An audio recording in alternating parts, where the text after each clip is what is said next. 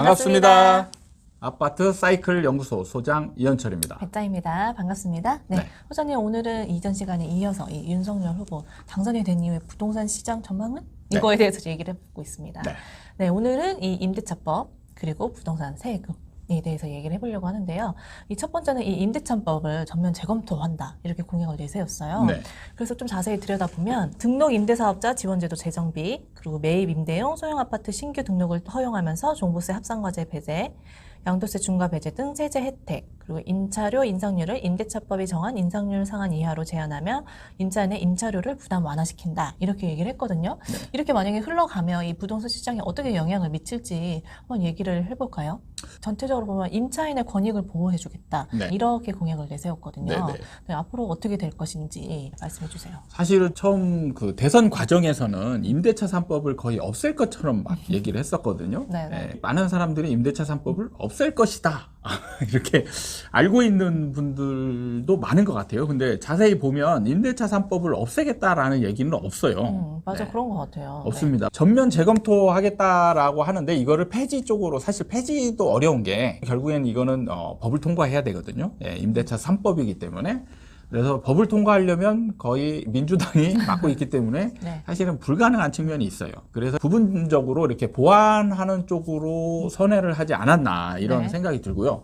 저는 이 부분에 있어서는 굉장히 좋은 방향이라고 생각을 해요. 임대차 3법 때문에 가격이 올랐는지 네. 그리고 앞으로 이게 존치함으로 인해서 계속 왜곡시키는 부분이 있을 것인지에 대해서 한번 검토가 필요하고요. 네. 그래서 항상 제도라는 거는 이거를 없애거나 아니면 활용하려고 할 때 문제점과 좋은 점을 다 찾아봐야 되는 겁니다. 좋은 점이 좀 더 많거나 이러면 이제 문제점을 개선하는 쪽으로 가면 되고, 그쵸. 그 다음에 개선의 여지가 없어서 이거는 없애는 게 낫다라고 할 때는 없애고, 그 다음에 또 다른 대안을 마련을 해야 되는 부분인 거죠. 네. 그러기 위해서는 임대차 3법이 좋은 점과 나쁜 점, 이런 것들을 좀 명백히 따져봐야 될 부분인데, 국민들이 가장 분노하는 부분은 사실 임대차 3법으로 인해서 전세가가 급등한 부분이거든요. 네.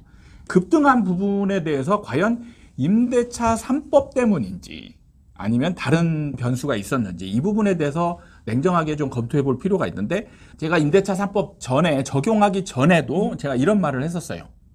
분명히 임대차 3법을 적용할 때 시기를 정말 조율을 잘해야 되는데 네. 이때 임대차 3법을 적용하시면 안 된다. 부작용이 커져서 임대 전세가가 더 많이 상승할 수 있다라고 하는데 민주당이 그걸 밀어붙여서 이제 그때 했죠. 네. 실제로 이제 전세 매물 데이터를 한번 보면요. 임대차 3법 이전에 서울시장을 먼저 얘기해 드릴게요. 서울 같은 경우 임대차 3법 이전에 전세 매물이 약 5만 개 정도 있었습니다. 그런데 이 그래프를 보면 완전 수직 낙하를 해요. 수직 낙하. 임대차 3법 딱 적용되자마자 10,000개 이하로 빠집니다. 그러니까 이때 폭등을 해버리는 겁니다. 제가 여기서 얘기하고 싶은 거는 그 다음 얘기입니다. 그 다음이 네. 보면은 서서히 지금 매물이 증가를 하고 있어요. 지금 같은 경우 약 32,000개 정도 되거든요. 어느 정도 회복을 했단 말이에요. 10,000개 이하에서 지금 30,000개 이상으로 한 3배 정도 증가한 측면이 있단 말이죠. 네. 그럼 이게 서울만 그러냐?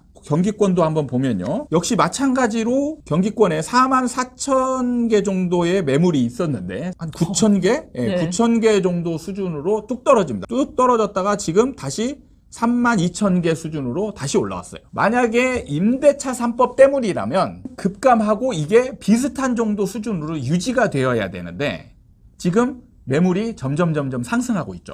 그렇다라는 건 뭐냐면 이거는 급감하는 상황은 새로운 제도가 하필 그 시기에 생기는 그 부작용으로 인해서 생겼다라고 보는 게 사람들한테 갑자기 나타난 충격으로 인해서 생겼고, 지금은 이제 임대차 3법이 자리를 잡아가면서 이제 사람들이 여기에 적응을 해가고 있다는 거죠. 적응을 하면서 이제 매물 수가 점점 늘어나고 있어요. 그 이전에 매물이 서울에 5만 개, 경기도에 44,000개 있을 때의 전세 시장은 어땠냐? 계속 올라가고 있었습니다. 그런데 지금 매물 수는 오히려 이제 그때보다 줄었는데 지금 전세 시장은 오히려 약간 하락하고 있는 듯한 그런 상황을 그려지고 있습니다. 이렇게 냉정하게 본다라면 지금 상황만 본다면 이제 오르긴 올랐지만 임대차 3법의 효과는 긍정적인 효과도 좀 있을 만하다. 이렇게 평가를 내릴 만한 거예요. 그래서 임대차 3법은 좀 지켜볼 여지가 있다. 무조건 부작용만 있어서 폐지하는 그런 제도가 아니고 임대차 3법의 효과가 지금 조금씩 나타날 수 있는 상황이기 때문에 좀 더 지켜봐야 되고 지금 이 시장이 전체적인 하락 시장으로 넘어갔을 때 네. 그럴 때도 전세가가 어떻게 되는지 지켜볼 여지가 충분히 있다라는 게 지금 이 데이터상으로 어느 정도 나온다라는 거죠. 그러니까요. 그래서 그런지 이 공약도 보면 임대차를 없앤다는 것보다 약간 네. 임차료 상한선을 조율시켜서 네. 임차료를 좀 낮추겠다라는 거 약간 포커스가 맞춰 있는 것 같거든요. 네. 그러니까 지금 이제 그 임대차 3법에서 제가 그 전에도 좀 강조했던 부분들이 보완해야 될 부분들이 좀 여러 개 있어요. 네. 그래서 이제 윤석열 정부에서 보완을 하는데 이런 부분을 정확하게 보완을 한다라면 제가 볼 때는 임대차 3법을 존치시키면서 이 효과를 아주 크게 극대화시킬 수 있는 방향으로 전개가 될 가능성도 많이 있다. 그게 이제 대표적인 게 뭐냐면 바로 집주인이 실거주를 가장을 해서 실거주 한다라고 하면서 내보내고 나서 이걸 매매를 한다든지 아니면 새로운 임차인을 만든다든지 이 집주인은 안 들어가는 거죠. 네. 이런 상황이 이제 사실은 전세가를 더 크게 올려주는 역할을 했었거든요. 맞아요. 왜 그러냐면 수요와 공급이 있잖아요. 전세의 수요와 공급이면 자 임차인이 나왔으면 임대 매물도 나와야 됐단 말이에요. 임대 매물도 나와야 이게 공평한 건데 임차인은 튀어나왔어요. 나가라고 하니까 나왔잖아요. 나와서 임차 매물을 얻으러 돌아다닙니다. 수요는 하나 튀어나왔는데 그럼 이 집이 매물로 튀어나와야 되거든요. 네. 튀어나오질 않는 거죠. 그렇죠. 아무것도 매매도 안 나오고 전세도 안 나옵니다. 왜냐하면 나가고 나서 완전히 안정되고 나서 몇 달 동안은 이게 숨죽은 듯이 쥐죽어 있어야 되는 거죠. 집주인이 와서 살고 있는 것처럼 해야 되니까. 그렇죠. 시간차가 이게 매물로 나오면 안 되죠. 네. 그래서 이제 어느 정도 시간이 지난 후에 그리고 사실 이 매물이 나오는 거는 임차인이 나간 다음에 나오는 게 아니죠. 항상 정상적인 상황이라면 만약에 임차인이 나간다라면 최소한 3개월 전부터 임차인은 집을 구하러 다니고 그쵸. 매물도 새로운 임차인을 구하기 위해서 한 3개월 전부터 매물로 나와 있어야 됩니다. 근데 임차인은 3개월 전부터 나와서 돌아다니고 있는데 이 매물은 임차인이 나갈 때까지도 안 나온단 말이죠. 그러면 수요와 공급이 어긋나게 되는 거예요. 근데 이런 데들이 막 수백 군데가 된다라면 수요와 공급을 어긋나게 만드는 대표적인 행위가 되거든요. 맞아. 이런 사례 때문에 또 전세금이 또 올라가는 그런 그렇죠. 것도 있는 거잖아요. 그래서 이런 부분은 제가 반드시 보완을 해야 된다. 네. 이렇게 이제 얘기를 했었는데, 이제 새 정부에서 과연 이런 부분에 보완을 할지 여부는 비추가 주목이 되는 부분이 있고요. 그 다음에 이제 임대료 상승 부분에 있어서도 어느 정도 조율을 하겠다. 이런 부분에 있어서 긍정적인 이제 전세가 안정시키는데 효과가 좀 나타나지 않을까 생각을 하고요. 더불어 지금 이제 임대사업자 뉘앙스로 보면 임대사업자 제도 부활 아니야? 그쵸. 이런 저도 느낌이 그 생각했어요. 이런 네. 느낌이 드는 이제 그전에 혜택과 비슷해요. 네. 임대사업자 등록을 지금 부활하겠다. 이게 정확한 제목은 아니에요. 근데 내용을 보면 임대사업자를 다시 양성화시키는 거 아니야. 이제 이런 부분인데 자, 그럼 임대사업자가 이제 과연 집값을 올리는데 일조를 했느냐. 네. 그리고 앞으로 만약에 이 임대사업자 등록이 다시 집값 상승을 불러일으킬 수 있느냐. 여부를 좀 냉정히 따져봐야 되는데 여기서 저는 그 전에 또 좀 의문이 있었던 게 네. 임대사업자 때문에 과연 집값이 올라갔을까? 굉장히 의문을 많이 가지고 있었어요. 많은 사람들이 이제 다 그냥 임대사업자 때문에 올랐다. 매물이 잠기니까. 네, 그것 때문에 집값이 올랐다. 막 이런 걸로 얘기를 하는데 자, 여기서 중요한 부분은요. 임대사업자에서 아파트가 차지하는 비율은 얼마나 됐을까요? 오, 이 주제 다뤘었는데 왜 생각이 안 나지? 되게 적었던 것 같아요. 네, 아파트가 차지하는 비율은 20%도 채 안 됩니다. 네, 맞아요. 네. 그러니까 임대사업자도 많지 않았고요. 임대사업자도 많지 않았는데 그 중에서 또 아파트만 임대사업자로 차지하는 비중은 20%가 채 안 됐어요. 그러면 대부분이 뭐였냐? 오피스텔이었습니다. 네, 맞아요. 그러니까 제가 오피스텔 분양 현장에 이제 오래 있어봤기 때문에 임대사업자 제도가 생기기 전에는 대부분이 주택임대사업자라는 제도를 거의 활용을 안 했어요. 네. 네. 왜냐하면 혜택이 없었으니까. 그래서 뭘 했냐? 일반 임대사업자를 냈어요. 일반 임대사업자를 내서 부가세 환급이라도 받아야 되겠다. 환급 받고 그 다음에 이제 세를 어떻게 줬냐?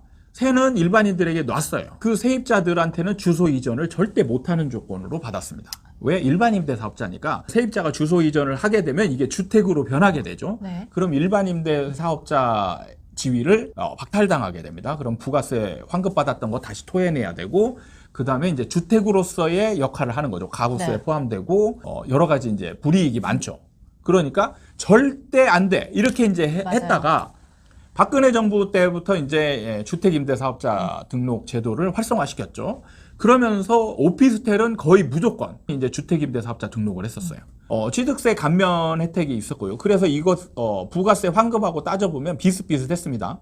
오피스텔은 취득세를 4.6%를 냈어요. 그런데 이때 얘 같은 경우는 임대사업자로 들어가면 1%대 세금을 내면 되는 거예요. 그러니까 이런 혜택이 좀 주어지니까 네. 이런 것 때문에 이제 주택임대사업자 등록을 하고 가장 좋았던 건 뭐냐면 세입자를 이제 당당하게 받을 수 있는 거예요. 네. 세입자를 전입할 수 있게. 네, 전입해도 돼. 이렇게 할 수 있게 된 측면이 굉장히 강하기 때문에 이제 거의 다 한 90% 이상이 오피스텔은 다 주택임대사업자를 냈어요. 그러면 그 박근혜 정부에서부터 지금 문재인 정부까지 근 한 8년 동안 오피스텔 분양한 개수만 따져봐도 엄청난 거죠. 예, 네. 그 수가 거기에 해당하는 겁니다. 이렇게 혜택이 있었으니까요. 네. 근데 그걸 다시 지금 부활시킬 것 같은 뉘앙스인 거죠? 그렇죠. 네. 자, 여기서 중요한 거는 그래서 이것 때문에 집값이 올랐다는 조그만한 현상을 과대 해석한 측면이 제가 볼 때는 너무 많다. 그렇게 본다라면 지금 임대사업자 등록이 다시 부활한다고 해서 폭등할 거냐? 네. 이 부분은 저는 그렇게 보지 않습니다. 가능성이 낮다. 예, 왜냐하면 지금 두 가지가 바뀌었어요. 첫 번째는 주택임대사업자 등록을 하더라도 사실은 여기에서 아파트로 주택임대 등록할 사람은 그래도 많지 않고요. 두 번째는 시장 상황이 바뀌었다는 게 가장 큰 겁니다. 시장 상황이 상승장일 때는 매물이 잠기는 효과가 굉장히 크거든요. 근데 하락장일 때는 매물 잠기는 효과가 크지 않아요. 네. 매수 감소하는 수가 훨씬 크단 말이에요.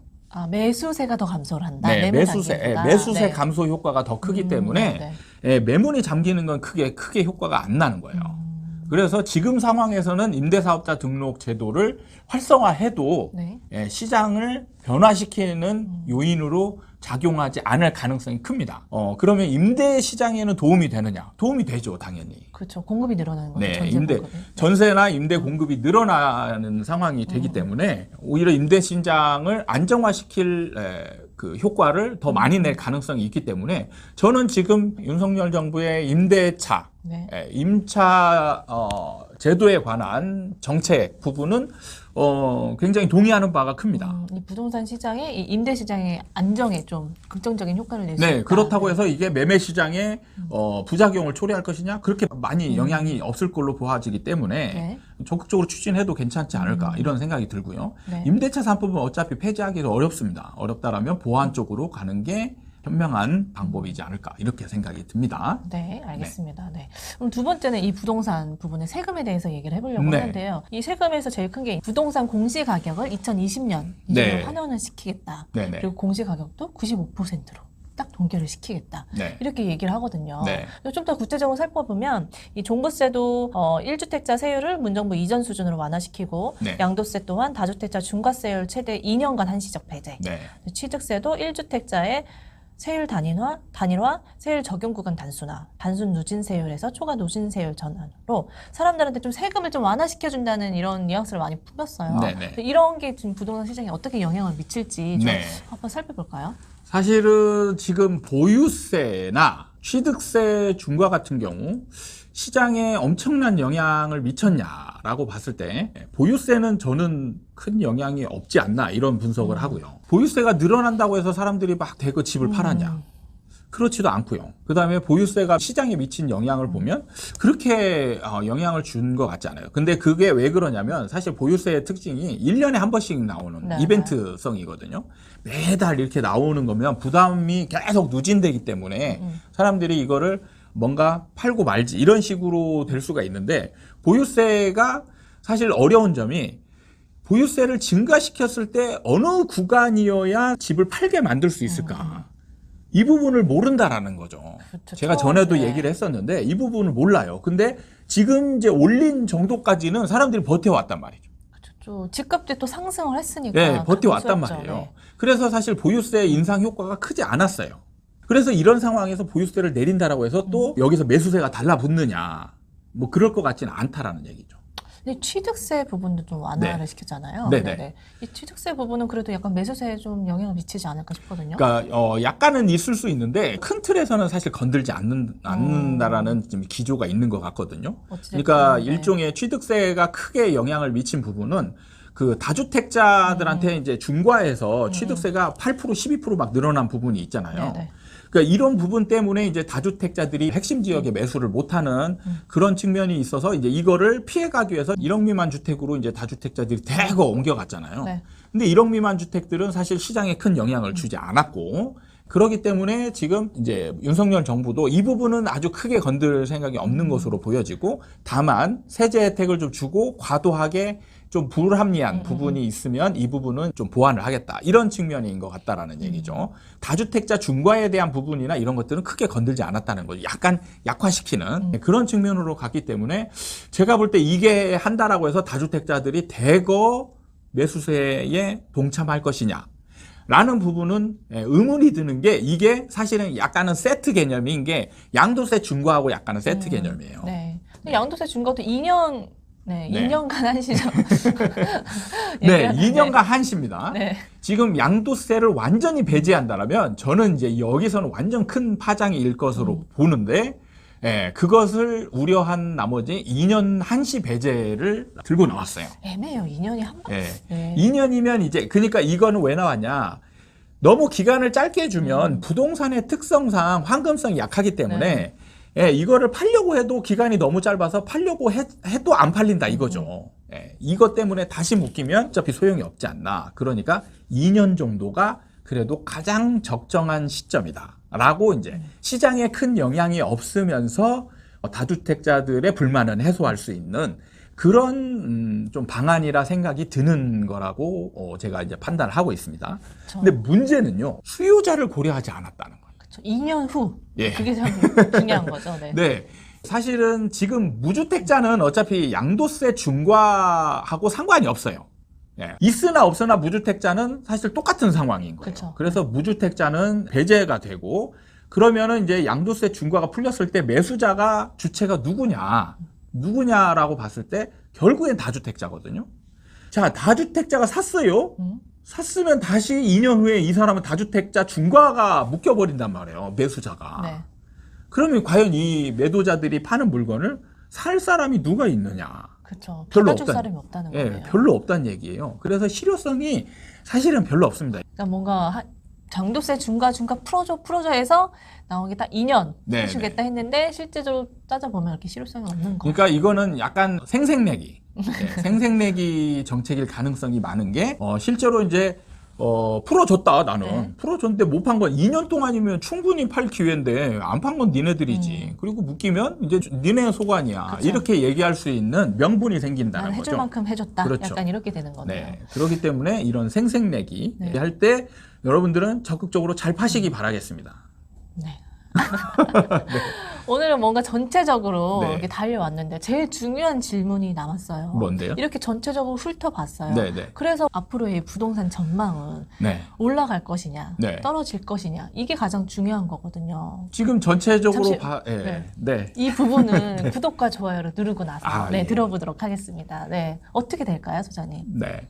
지금까지 얘기한 걸 종합해 보면 사실 상승의 효과를 내는 거는 많지 않습니다. 네, 상승의 효과를 내는 것은 사실 재건축, 재개발 완화 이런 부분하고 그 대출 규제 정도인데 이것도 굉장히 그 시장 영향력이 크지 않은 왜냐하면 세트 개념인 게 너무 많아요. 네, 그 세트까지 풀려야 사실은 이게 시장의 활성화 정책으로 효과를 낼 텐데 네. 이 세트를 풀어주지 않는 이유를 잘 알아야 되는 거예요.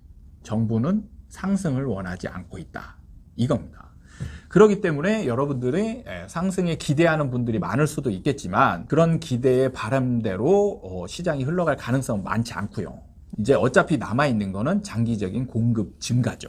이럴 경우에 이제 초과 공급 상태가 되어서 시장이 좀 크게 하락할 가능성이 있습니다. 장기적으로 봤을 때는. 네. 어찌됐든 전체적으로 눈에 보이는 건 정말 공급 부분에 신경을 쓰겠다였거든요. 네. 이 공급이 늘어나면 가격은 떨어진다는 거. 네. 기초적인 이런 부분으로 생각을 해보면 쉽게 이해가 될 것 같아요. 네. 사실은 이제 여기서 공급만 늘어나는 게 아니고 매수가 굉장히 줄어드는 게 이제 중요한 변수예요. 매수가 줄어들게 되면 공급이 늘어나잖아요. 그러면 원래는 사실 이 수요가 있다라는 전제하에 공급을 맞추는 거거든요. 네. 그러면 원래 안정이어야 해요. 문제는 여기에서 수요가 줄어들기 때문에 갑자기 초과 공급 상태가 됩니다. 초과 공급 상태가 돼서 이제 시장이 하락 속도가 굉장히 빨라진다는 얘기예요. 그 부분을 네. 염두에 두시고 대응을 하셨으면 좋겠다. 이런 네. 생각이 듭니다. 알겠습니다. 길게 저희가 얘기를 했는데 해결이 됐을까 싶어요. 궁금증이. 그러게요. 네. 네. 아마도 이렇게 얘기해도 시장을 바라보고 싶은데 왜냐면- 원하는 방향으로 계속 바라볼 분들은 바라보고 딱 지금 보이는 현상에서는 약간의 상승의 곡선을 좀 타는 것 같은 느낌적인 느낌이거든요. 그럴 수도 있죠. 네, 어찌됐든 부동산은 장기적으로 길게 봐야 된다는 걸 항상 생각을 해야 되니까요. 네. 네, 잘 판단하시길 바라겠습니다. 오늘 시간 이렇게 마무리하도록 하겠습니다. 다음에 또 찾아뵙도록 하겠습니다. 감사합니다.